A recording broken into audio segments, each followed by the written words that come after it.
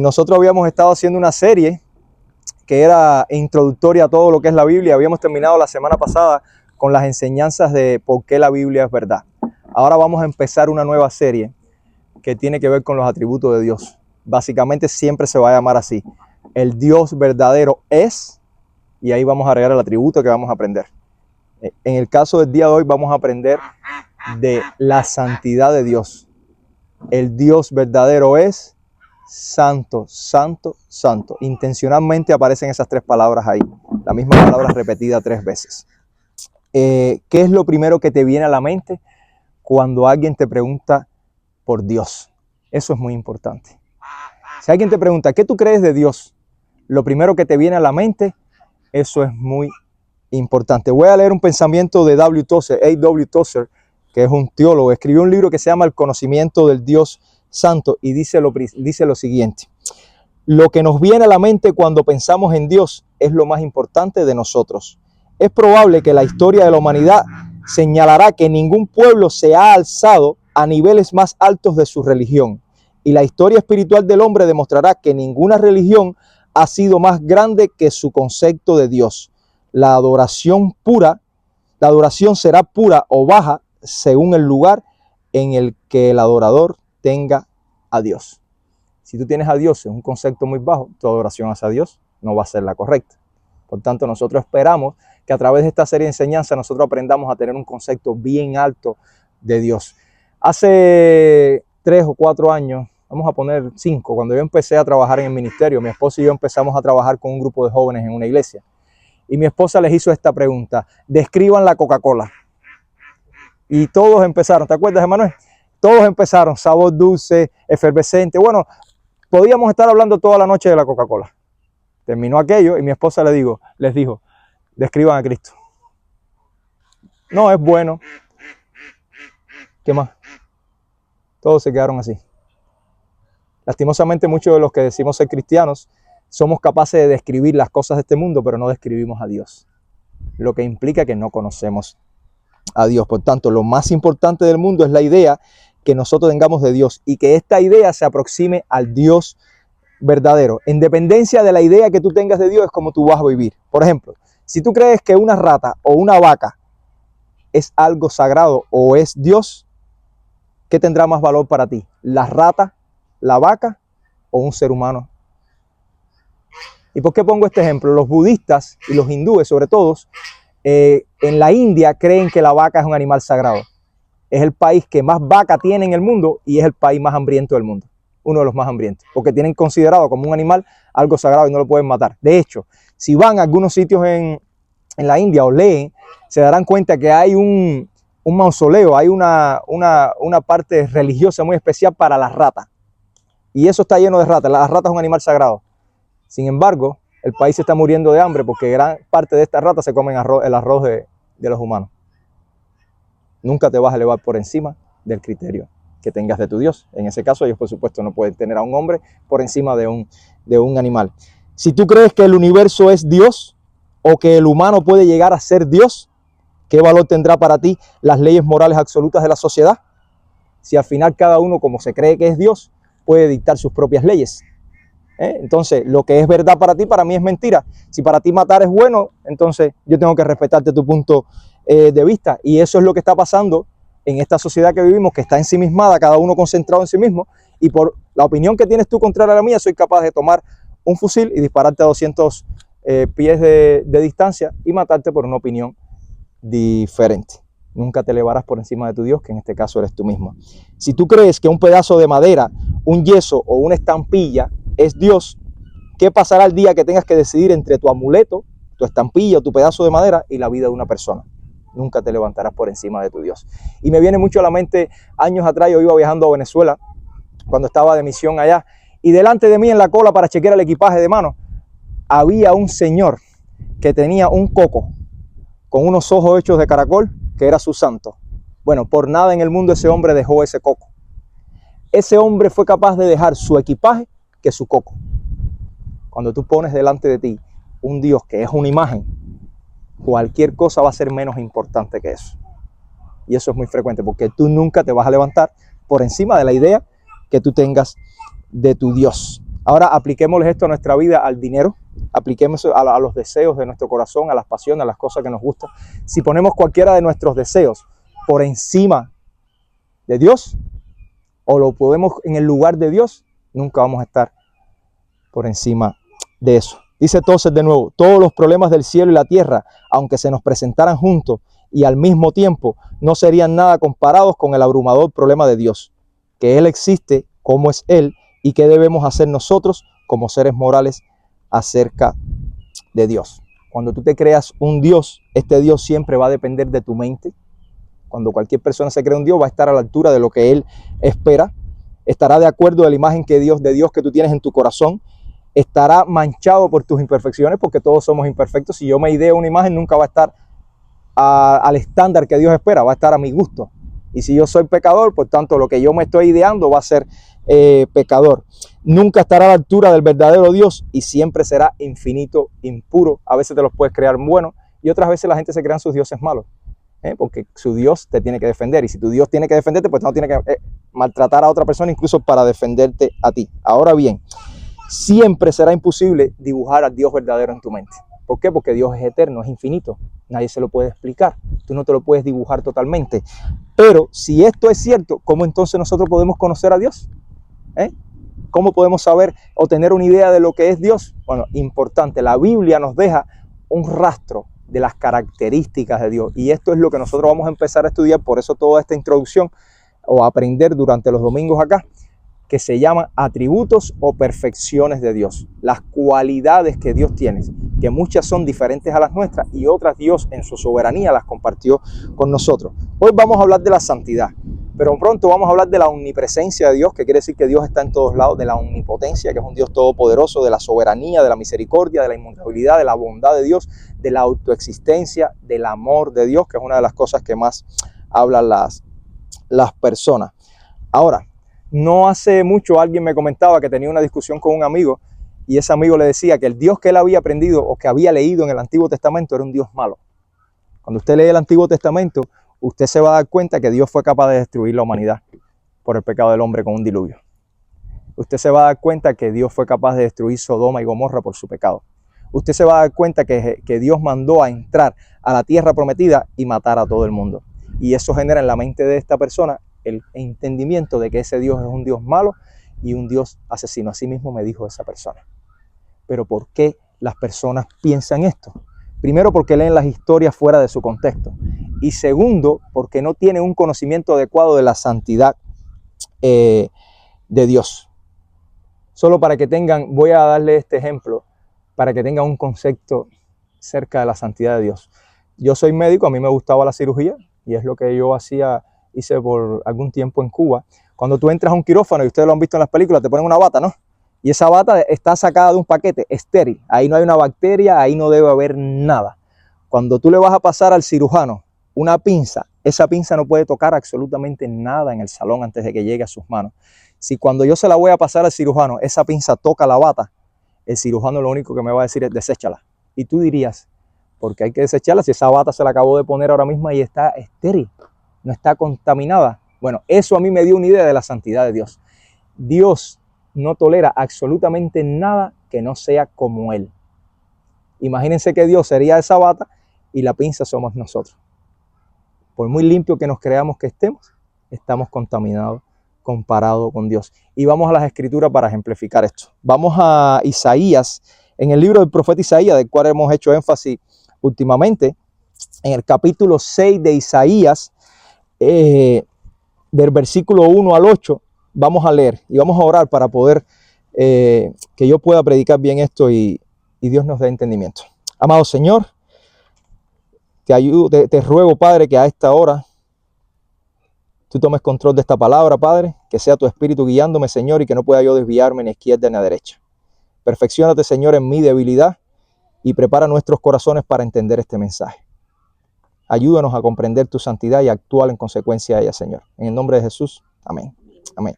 Dice Isaías 6, capítulo 6, versículo 1 al 8. Dice, en el año de la muerte del rey Uzías, vi yo al Señor sentado sobre un trono alto y sublime, y la orla de su manto llenaba el templo. Por encima de él había serafines, cada uno tenía 6 alas. con 2 cubrían sus rostros, con 2 cubrían sus pies y con 2 volaban. Y el uno al otro daba voces diciendo, el título de la prédica de hoy, Santo, Santo, Santo es el Señor de los ejércitos, llena está toda la tierra de su gloria. Y se estremecieron los cimientos de los umbrales a la voz del que clamaba, y la casa se llenó de humo. Entonces dije, ay de mí, porque perdido estoy, pues soy hombre de labios impuros, y en medio de un pueblo de labios impuros habito, porque han visto mis ojos al Rey, el Señor de los ejércitos. Entonces voló hacia mí uno de los serafines con un carbón encendido en su mano, que había tomado del altar con tenazas, y con él tocó mi boca, y dijo, he aquí, esto ha tocado tus labios, y es quitada tu iniquidad, y perdonado tu pecado. Y oí la voz del Señor que decía, ¿a quién enviaré? ¿Y quién irá por nosotros? Entonces respondí, heme aquí, envíame a mí. Para que tengan una idea, Isaías, que vivía 750 años antes de Cristo, estaba en el medio de Israel, y en un momento específico, cuando murió el rey de Usías, que es lo que vamos a tratar de ubicar esto en el contexto hoy para que entiendan por qué ocurrió ahí, Isaías tuvo una visión, y esa visión lo llevó al reino. En inglés tú quieres algo, bueno, tú entiendes bien español. Okay. Isaías fue llevado al reino, al trono de Dios, a mirar. ¿Qué fue lo que hizo Isaías? Casi se muere cuando llegó ahí. Todo el que ha estado en la presencia de Dios, lo primero que hace es tirarse de rodillas, y la gente casi se muere. Y hoy en día tenemos falsos profetas que dicen que han tocado la barba de Dios. Cuando cada uno de los que ha pasado esto en el Antiguo Testamento y en el Nuevo Testamento, dice Isaías que dijo, ay de mí, hombre de labios impuros, y que habito en un pueblo de labios impuros. Ahora, ¿qué quiere decir esa palabra que se repite 3 veces? Santo, santo, santo. Fíjense que es el único atributo de Dios que se repite de esa manera en el Antiguo Testamento y en el Nuevo, en toda la Biblia. En el hebreo no existe el superlativo, no existe. Cuando ellos quieren hacer algo grande, ellos repiten el concepto. Por ejemplo, ¿qué diríamos nosotros en español? Santísimo, el Dios santísimo, pero el hebreo no existe.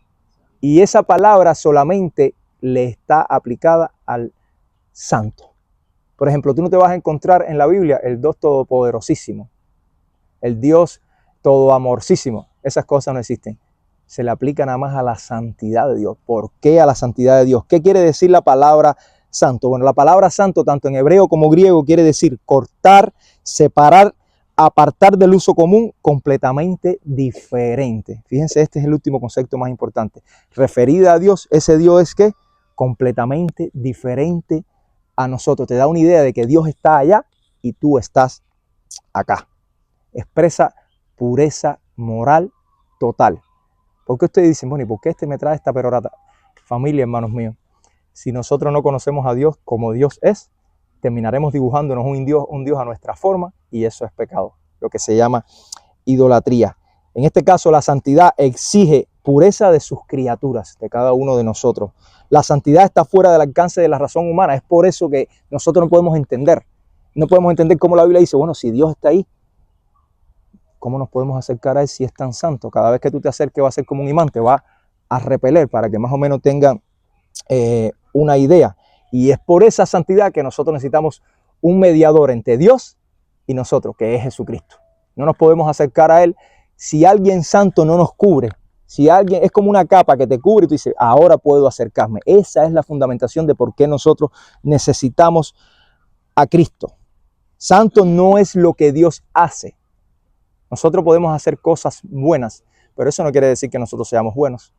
Por ejemplo, un presidente en su campaña política, ¿cuántas cosas buenas no hace? ¿Y cuántas cosas buenas no promete? Pero eso no quiere decir que ese presidente sea una persona buena, porque después, durante su tiempo, tú vas a ver qué es lo que hace y qué es lo que no hace. Y eso aplica a todo, a cualquier tipo de persona que está en liderazgo. Ahora, en el caso de Dios no es así. Dios no es solamente lo que Él hace. La santidad es lo que Él es. Su esencia es la santidad. Y cada uno de sus atributos o características o perfecciones está bañada con la santidad. Si Dios es bueno, es santo, bueno. Si es todopoderoso, su omnipotencia es santa. Su justicia, de la cual muchos no quieren hablar el día de hoy, es santa. Cuando Dios mandó a alguien a hacer algo, o a un pueblo a eliminar otro, esa justicia que en nuestra mente no está, es santa. Él sabe por qué lo está haciendo. En este caso, la santidad de Dios no conoce iniquidad de ningún tipo, ni grados de pecado. Por ejemplo, nosotros somos capaces humanamente de tolerar una mentira, pero cuando alguien mata a alguien, enseguida ¿cómo nos ponemos? Nos exaltamos. Si nos son infieles, nos exaltamos. En el caso de Dios, no es así. Para Dios da lo mismo una mentira piadosa que un asesinato. En la Biblia usted va a ver que hay castigos diferentes para estas cosas, pero ese es el concepto humano. A Dios no te puedes acercar ni con una mentira piadosa ni con un asesinato. Por eso las personas hoy en día no entienden cómo Dios puede perdonar a un asesino en serie. Porque para Dios da lo mismo que tú seas un mentiroso en serie que un asesino en serie. Todos los pecados delante de Él tienen el mismo valor porque Él es como la bata.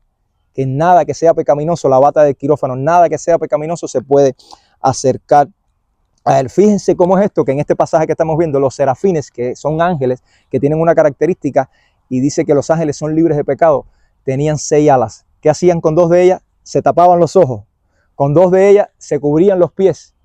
Y con 2 volaban. No tenían ni la capacidad de mirar al trono de Dios, porque podían ser quemados o podían ser dañados. Dice que el que se acerque de esa manera podía morir. Los serafines que no tienen pecado. De hecho, en Apocalipsis 4, versículo 8, hay una historia bastante parecida. Juan ve el trono de Dios y dice Juan ahí, en el capítulo 4, versículo 8, y los 4 seres vivientes que habían ahí, cada uno de ellos con 6 alas, estaban llenos de ojos alrededor y por dentro, y de día y de noche no cesaban de decir, Santo, Santo, Santo es el Señor Dios, el Todopoderoso, el que eras, el que es, el que ha de venir.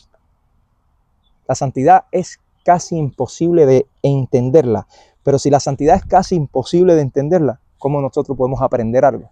Si Dios nos dio su palabra para que conociéramos todo lo que Él necesita que conozcamos de Él. Y siempre les digo, cuando quieran entender o conocer algo de Dios, tienen que ir a la Biblia. No confíen solamente en lo que yo les pueda decir aquí, porque yo me puedo equivocar.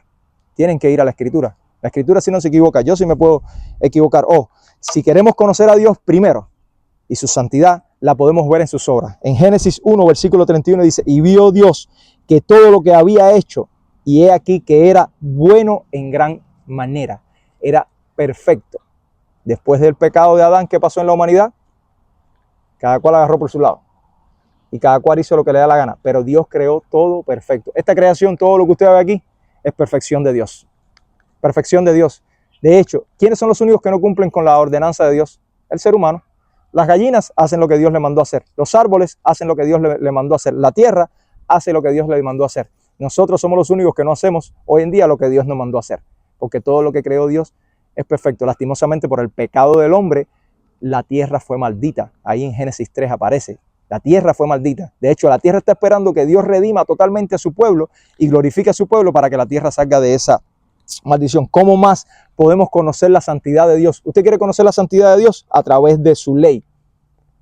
A través de los 10 mandamientos que Dios dio. Incluso si estudias más de los 300 y tantos mandamientos que hay en el Antiguo Testamento, ahí está expresada la santidad de Dios. Dice Pablo en Romanos, dice, así que la ley es santa y el mandamiento es santo, justo y bueno. ¿A quién no le gusta que le digan que decir chisme es malo? Sobre todo nosotros los latinos que... yo pensé que tenía un agüita aquí. Ya lo tengo aquí. Sobre todo los latinos que hablamos tanto. Pues la ley dice que decir chisme es malo. Si tú quieres una idea de conocer, si tú quieres conocer la santidad de Dios, revise ese tema. En la ley. ¿Cuál era el objetivo de la ley que Dios le dio a Israel? Bueno, lo primero era imprimir en el pueblo la idea de la santidad de Dios. Que nosotros conozcamos qué tan santo es Dios.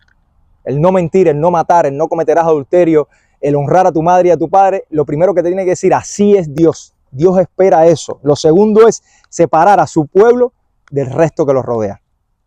¿Usted quiere que la gente conozca una iglesia que sea buena? Luche porque su iglesia las personas sean santas.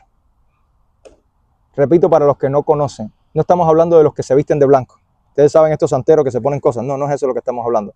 Estamos hablando de luchar por una perfección moral. Estamos hablando de cambiar nuestra vida a la imagen de lo que Dios nos dejó hacer. Fíjese al punto que todo lo que es de Dios, todo lo que es de Dios, tiene el adjetivo santo. Israel fue llamada, ¿qué? Nación santa. La tierra de Israel dice que es tierra santa. No sé si recuerdan la visión que tuvo Moisés. Moisés tuvo una visión de una zarza ardiendo, una mata ardiendo, y él veía que no se quemaba. Y cuando se fue a acercar, el Señor le dijo, Moisés, quítate los zapatos, porque la tierra donde estás, santa es. Nosotros no podemos estar parados delante de Dios con pecado. No hay forma de que uno en pecado pueda pararse, porque todo lo que Dios tiene y todo lo que es de Él es santo. La ciudad de Dios se llama ciudad santa, el lugar donde Dios habite, y cuando habitó en el templo era el lugar santo. El sacerdocio, los sacerdotes de Dios fueron llamados a ser santos. Me llama la atención, hace mucho, cuando publiqué mi primer video en YouTube, una persona comentó: quítate la gorra para predicar, porque ustedes saben que hay un concepto de que esto es falta de respeto, una cosa que no entiendo. Y cuando estoy estudiando este pasaje, bueno, ustedes saben cómo entraba el sacerdote al lugar santísimo, que era más santo todavía, para poder ministrar, que lo hacía una sola vez al año. Se ponía algo en la cabeza y encima de eso se ponía una tiara. Y esa tiara, ustedes saben lo que tenía escrito aquí adelante. Le decía: santidad a Jehová.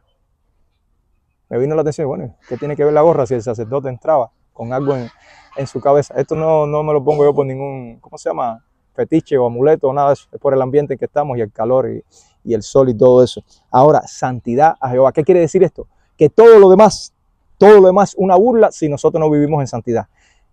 Si usted viene a la iglesia los domingos, pero no hace lo posible por vivir en santidad, es una burla a Dios. Si usted diezma en su iglesia lo que haga, lo que usted aporte, pero usted no vive en santidad, es una burla de Dios. Si usted se congrega o hace cuantas cosas hagas para Dios, pero usted no lucha para vivir en santidad, eso es una burla delante de Dios. El pueblo de Dios es llamado pueblo santo. Por eso es que Dios dice: sean santos como yo soy santo. Y nadie podrá ver al Señor sin santidad. Todos fuimos llamados a ser santos, a ser puros, a tratar de hacer lo mejor de nosotros, no comparándonos con otros, comparándonos con lo que es Dios. Y el nombre de Dios, como hablamos al principio en el tiempo de oración, es un nombre santo. Fíjense que dice el Señor en ese mandamiento, dice: no tomarás el nombre del Señor tu Dios en vano. Y continúa diciendo: el Señor no tendrá por inocente al que tome su nombre en vano. Yo me he hecho una promesa de tratar de usar el nombre de Dios lo menos posible, porque la Biblia dice que Él no va a tomar por inocente al que tenga su nombre en vano. Ahí está Kiko avisando que hay que callarse, que están predicando. Él es el que avisa. Fíjense que la ley de Dios era un marcador para ver cómo su pueblo estaba. Y basado en la ley, Dios bendecía o también disciplinaba o castigaba a su pueblo, porque la ley es un reflejo de su santidad. Tercer punto: ¿cómo podemos conocer la santidad de Dios si no tenemos, si la Biblia dice que no vamos a alcanzar? Bueno, a través de Cristo. Cristo fue la más alta revelación de Dios. Fíjense que Cristo vino a cumplir todo lo que Israel no había cumplido.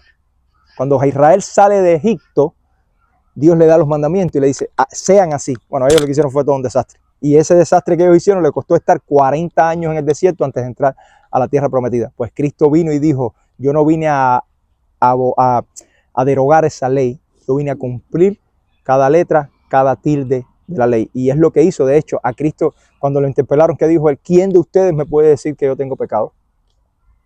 Y todas las cartas del Nuevo Testamento dicen que era santo, santo, santo, sin pecado, el Cordero sin mancha. No tenía nada que alguien le pudiera señalar. Pero además de eso, hizo lo que no hizo Israel: cumplir el plan de Dios voluntariamente y sin falta. A veces nosotros queremos orar para que Dios nos bendiga, cuide nuestra salud, pero ¿cuántos nosotros somos capaces de orar y decir: Señor, como hizo Cristo en Getsemaní, que no sea mi voluntad, sino la tuya? Pero no solo eso, porque yo puedo decir eso, y cuando la voluntad de Dios viene a mi vida y a mí no me gusta. Si estar aquí no me hubiera gustado a mí, venir de nosotros de allá para acá no fue fácil tomar esta decisión. Ahí está María, ahí sabe, nosotros tenemos nuestra iglesia, predicábamos en aire acondicionado, no sé cuántas cosas, pero Dios nos mandó a hacerlo. Y al final dice: y comprobarás cuando pase el tiempo que la buena voluntad de Dios es siempre que agradable y perfecta, pero no nos podemos resistir. Oremos porque Dios se cumpla su voluntad en nuestras vidas, pero que nos dé la fortaleza para aceptarla, como hizo Cristo, que demostró la santidad de Dios en esa manera. Se expuso incluso a la cruz, que merecías tú, que merecía usted, que merecía yo, por nosotros, por hacer la voluntad del Padre. ¿Cómo más podemos conocer la santidad de Dios? A través de su iglesia. Les dije, Dios llamó a un pueblo a ser santo, separado de todo mal. Miren, ¿cuántos de ustedes han escuchado esto? La iglesia está llena de mentirosos, de hipócritas, de falsantes, de ladrones. ¿Han escuchado eso, verdad? Bueno, ahora escuchen esto que no es mío. Aunque la iglesia esté enferma, la iglesia sigue siendo la enfermera del mundo. Aunque la iglesia esté enferma, la iglesia sigue siendo la enfermera que cura al mundo. Dios nos ha llamado a ser santos para expresar las virtudes de Cristo, que nos llamó de las tinieblas a su luz admirable. La gente espera ver en el pueblo de Dios lo que ellos nos ven en su trabajo. Hay gente que me dice, me fui de la iglesia. ¿Por qué te fuiste? Porque está llena de hipócritas. El pastor es un chismoso, el otro no sé qué, y empieza a hablar. Y yo le digo, ¿por qué no te vas de tu trabajo? Que está lleno de hipócritas, de mentirosos también, igual que la iglesia. Ah, porque en tu trabajo te paga, pero la iglesia es voluntaria. No hay institución perfecta hoy en día, pero si hay que escoger una institución perfecta y santa, Dios espera que sea la iglesia. Yo se lo decía a mi esposa, mira, anoche estábamos tratando algunas cosas de los valores no negociables de una iglesia. Y como nosotros cuando hagamos todos los fundamentos acá, quiero que los valores sean no negociables. Algo que es no negociable es la integridad de los miembros de la iglesia. Ustedes saben qué es la integridad de los miembros de la iglesia. Que lo que tú eres en tu baño y en tu cuarto, lo seas también en la calle. Que si tú dices que tú amas a Dios y vienes a escuchar la palabra, hagas tu mejor esfuerzo con la ayuda del Espíritu Santo, porque por nosotros solos no podemos, de que la gente te vea así también. ¿Que eso es fácil? No es fácil. ¿Quieres una agüita para él o algo allá y en la nevera? Ah, porque hay agüita sellada y todo en aquella nevera. Eso es lo que Dios espera. Dios espera que el pueblo vea la santidad de Dios a través de su iglesia. Los jóvenes sobre todo. Es difícil ser santo en los sitios de ustedes. ¿Cuántas groserías no escuchan a diario? ¿Cuántas frases de Bad Bunny no escuchan a diario? ¿Cuánta música grosera americana no escuchan a diario? ¿Y qué pasa si ustedes se oponen a eso? Enseguida sus amiguitos los van a criticar. Mira, para ¿se cree que es santo? Sí, le dice sí. Primero, soy santo porque Dios me separó para él. Ese es el concepto de la palabra santo. Y segundo, Dios me llamó a ser santo porque sin santidad yo no puedo ver a Dios. No tengan miedo, al final Dios lo va a bendecir. Lastimosamente ahora pasó esto de la muerte de ese muchacho por tratar de hacer lo correcto y tratar de santificarse en su vida. Y nos puede costar la muerte a muchos de nosotros. Pero peor es que nos cueste la muerte espiritual. Peor es que Dios deseche a alguien por no querer expresar santidad a su vida. Y ya que vimos algunas cosas positivas, casi vamos terminando, les voy a mostrar algunos eventos negativos en la historia que muestran la santidad de Dios. Y tengo un video que lo voy a editar esta semana, creo. Miren, por un solo pecado, Dios expulsó a Adán del paraíso.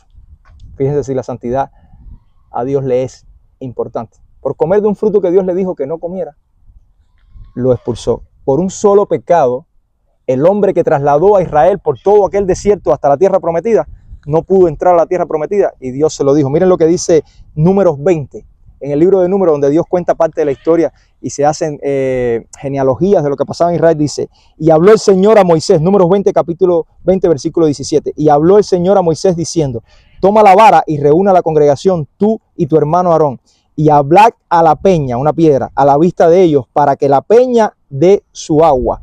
Así sacarás para ellos agua de la peña y beban la congregación y sus animales. Y tomó Moisés la vara de la presencia del Señor, tal como él le había ordenado. Y Moisés y Aarón reunieron al pueblo ante la peña, y él les dijo, oíd ahora, rebeldes, ¿sacaremos agua de esta peña para vosotros? Entonces Moisés levantó su mano y golpeó la peña 2 veces con su vara, y brotó agua en abundancia, y bebió el pueblo y sus animales. ¿Qué fue lo que Dios le dijo? Que le hablara, ¿verdad? ¿Y qué fue lo que hizo él? Le dio un palazo a la peña, porque ya una vez Dios le había dicho que golpeara otra piedra y proveyó agua. Pero en este caso Dios le está diciendo, háblale, yo no te dije que le golpeara. Y Dios tuvo tanta misericordia que él le dio el palazo y Dios hizo que saliera agua. A pesar de tu imperfección, de tu pecado, Dios se glorifica. Y Dios te perdona y todo eso, pero lo hace a pesar de nosotros, no por lo que nosotros somos ni por lo que nosotros merecemos. Y miren lo que pasó por Moisés haber hecho esto. Y el Señor dijo a Moisés y a Aarón, porque vosotros no me creísteis a fin de tratarme como santo ante los ojos de los hijos de Israel, por tanto no conduciréis a este pueblo a la tierra que les he dado.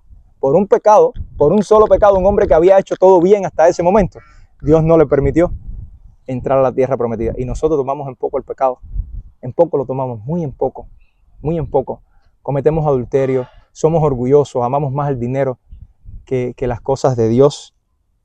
Por el pecado de la humanidad en Génesis 6, que aprendimos creo hace un par de semanas, Dios destruyó toda la humanidad. ¿Se acuerdan? Con un diluvio.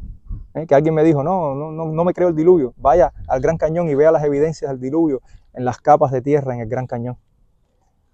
Por el pecado de Sodoma y Gomorra, Dios destruyó 2 ciudades completas con fuego, de la cual tú vas al sitio hoy y estudias y se ha visto la concentración de azufre que hay en el área completamente diferente a las áreas que le rodean. Por un pecado o por el pecado de los pueblos esos de Canaán, de la tierra prometida, Dios mandó a Israel a que destruyera lo que le dije al principio. mujeres, niños y a todo el mundo. Suena duro, ¿eh? Pero estamos hablando de un Dios que es santo. El mínimo pecado. La gente se olvida que esa gente en la tierra prometida tomaban niños chiquiticos como esto y los sacrificaban a sus hijos. Entonces Dios es malo porque envió a gente a acabar con ellos. El pecado de ellos les hizo esto. En el año de la muerte de Usías, así empezó el pasaje. ¿Quién era Usías y qué pasó con Usías? Bueno, Usías era un rey que empezó a reinar a los 16 años. ¿Quién de nosotros tiene la capacidad de ponerse a reinar o a gobernar un país a los 16 años? Hizo todo bien hasta un momento. Cuando Usías fue bendecido de todo lo que había hecho, porque dice que había seguido los caminos del Señor, dice que se enorgulleció. Y en 2 de Crónicas 26 dice, pero cuando llegó a ser fuerte, su corazón se hizo tan orgulloso que obró corruptamente y fue infiel al Señor su Dios, pues entró al templo del Señor para quemar incienso sobre el altar del incienso. Entonces el sacerdote Azarías entró tras él y con él 80 sacerdotes del Señor, hombres valientes, y se opusieron al rey Usías y le dijeron, no te corresponde a ti, Usías, quemar incienso al Señor, sino a los sacerdotes, hijos de Aarón, que son consagrados para quemar incienso. Sal del santuario, porque has sido infiel y no recibirás honra del Señor Dios. Miren lo que hizo Usías, en vez de aceptar la reprensión. A veces nosotros nos regañan y no aceptamos la reprensión, dice Usías, pero Usías, con un incenciario en la mano para quemar incienso, se llenó de ira, y mientras estaba airado contra los sacerdotes, la lepra brotó en su frente delante de los sacerdotes en la casa del Señor, junto al altar del incienso. Esta visión la tiene Isaías en el año que este hombre murió. Y este hombre murió a pesar de que había hecho todo bien, porque se enorgulleció y entró al templo a hacer algo que no le correspondía.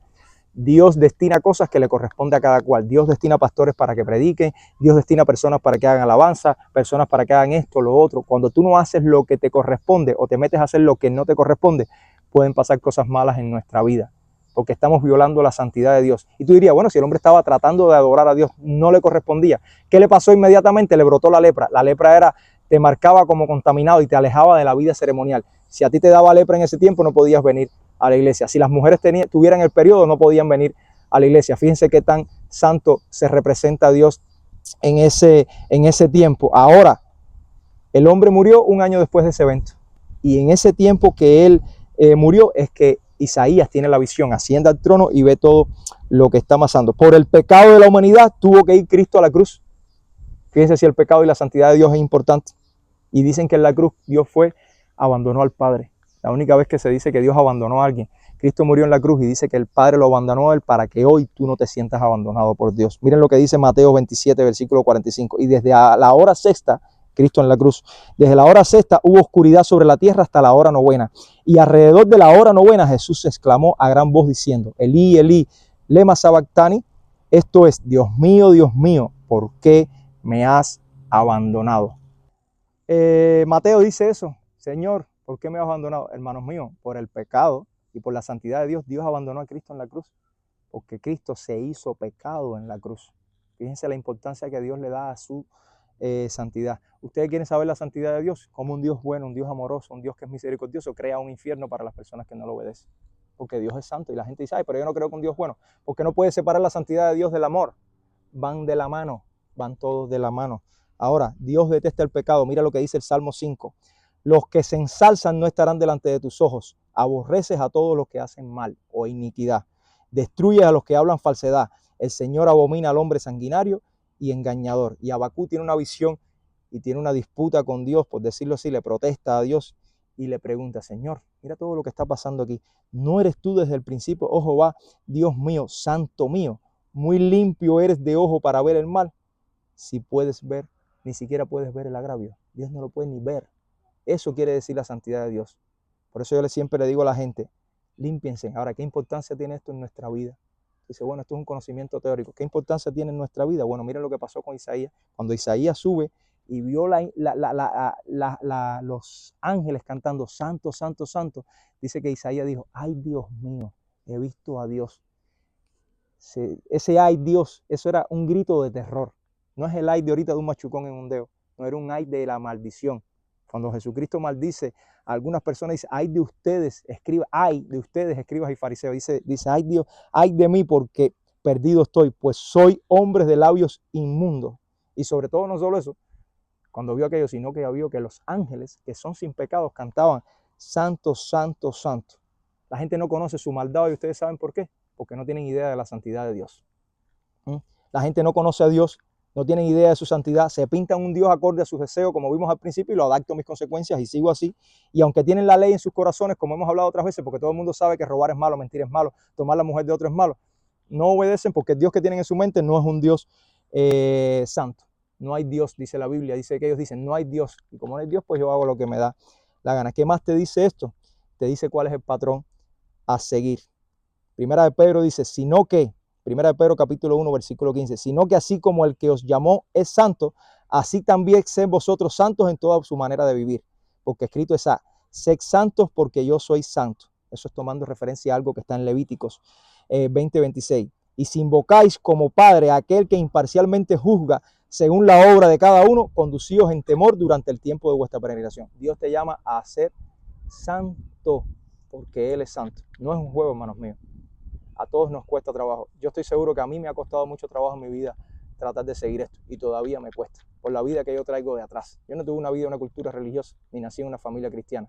Me ha costado, pero yo sé que no es imposible con el Espíritu Santo como ayuda. Ahora, ¿de qué más nos sirve esto? Cuando tú te enfrentas a la santidad de Dios y a los conocimientos, tienes dos opciones. Uno, aceptas esto y entiendes que Dios es santo y entiendes cuál es tu papel. Dice que entonces cuando Isaías se dio cuenta que era un pecador y dijo, ay Dios mío, me van a destrozar aquí. ¿Qué hizo Dios? Sin que Isaías se los pidiera, envió un ángel que no puede ni siquiera mirar a Dios, cogió una tenaza porque si se acerca al altar quema, cogió un carbón y se lo puso ¿a qué? A Isaías en la boca. Él dijo, tú eres el labio inmundo. Cogió un carbón y se lo puso en la boca y le dijo, tu iniquidad te ha sido perdonada, tu pecado ha sido borrado. Cuando usted entiende esto y se para delante de ese Dios santo, Dios te va a perdonar, porque tú vas a entender que estás mal parado delante de Dios. Te arrepientes de tu pecado y Dios te va a perdonar y te va a dar una misión. Fíjense que Isaías dijo, aquí estoy, envíame a mí, ya estoy listo. Dios no va a usar a nadie que no sea santificado. Si usted quiere ser usado, los jóvenes quieren ser usados por Dios, santifíquense. Si usted quiere ser usado por Dios, sea santo. Dios bendice al que obedece. Dios le dio una misión a Abraham y le dijo, vete, pero Abraham fue obediente. Dios le dio una misión a David, pero David fue obediente. Dios le dio una misión a Moisés, pero fueron obedientes. Nosotros queremos bendiciones, pero no queremos obediencia. Eso pasa hoy en día. Señor, bendíceme, dame esto, lo otro, pero no somos obedientes. No somos obedientes. Cuando tú entiendes esto, Dios te limpia, pero te limpia con un objetivo para mandarte. Ahora, cuando tú rechazas este mensaje, te pasa como Usías. ¿Qué le pasó al rey Usías? Rechazó la reprensión. ¿Y qué le pasó? La lepra le brotó en la frente y fue desechado. De hecho, dicen que durante todo ese año vivió en una casa apartada. Su hijo tuvo que empezar a reinar y a cuidar al reino por él, y él fue desechado. De hecho, no lo pudieron enterrar en el sitio donde enterraban a todo el mundo porque era contaminado. Y eso le pasa a muchas personas hoy que rechazan a Dios y su santidad. Rechazan la santidad de Dios, rechazan a Cristo y lastimosamente no solo mueren físicamente, sino que mueren espiritualmente, separados totalmente. Y lastimosamente van a ese sitio que es llamado ¿qué? El infierno. ¿Cuántas personas están yendo al infierno hoy en día? Miren, hay personas que me dicen, yo no creo en el infierno. Si yo voy por una autopista y viene un camión para arriba a mí, yo digo, yo no creo que ese camión está ahí. ¿Qué va a pasar? Igual me va a atropellar. Que tú no creas en lo que dice la palabra de Dios no quiere decir que no va a ocurrir. Tristemente hay muchas personas porque no se han arrepentido y han creído en Cristo. Y después no han obedecido, que es lo que Dios dice. Dice, tú me amas, obedece mis mandamientos. Lo dice ahí en Juan, 5 veces en un pedacito así. Dice Jesús, ¿quién me ama? El que obedece mis mandamientos. Por sus frutos los conoceré. Reflexionemos nosotros en este tema, en la santidad de Dios. Cada vez que demos un paso, pensemos que Dios está con nosotros, no como un policía para partirnos las patas con un bastón. No. Por amor a Dios, nosotros tenemos que vivir una vida santa. Vamos a orar. Amado Señor, te damos gracias por este tiempo, Padre. Te damos gracias porque tú has permitido que tu palabra sea fielmente predicada y ahora te rogamos, Padre, que podamos, Señor, sembrar esta palabra en nuestros corazones y dé frutos, Señor. De frutos de arrepentimiento, de frutos de fe, Señor, y sobre todo los frutos del Espíritu que nos permiten, Señor, vivir en santidad delante de los demás. Ahora te ruego, Señor, que podamos regresar a nuestros hogares. Te ruego, Padre, que tú nos bendigas a esta hora y que seamos de bendición para los que nos rodean. Te ruego, Padre, que durante toda esta semana nosotros seamos un buen testimonio de lo que es tu Hijo Jesucristo a través de nuestras vidas, a través no solo de nuestras acciones, sino de nuestras palabras y nuestros pensamientos, Señor. Te ruego, Padre, por los enfermos, por los necesitados, por nuestras iglesias, donde quiera que se congreguen en el día de hoy, por los que están presos, Señor, no solo en las cárceles físicas, sino también en las cárceles espirituales, Señor, por todo el presidente, por toda la presidencia de esta nación, Señor, que voltee su rostro hacia ti para buscar al Dios santo, al que es santo, santo, santo, santo. Y Señor, sobre todas las cosas, que el pueblo en general se humille y te busque a ti para que tú sanes esta tierra y nuestras tierras de orígenes, Señor. Te rogamos tu bendición especial para esta semana, Señor. En el nombre de Jesús. Amén. Amén.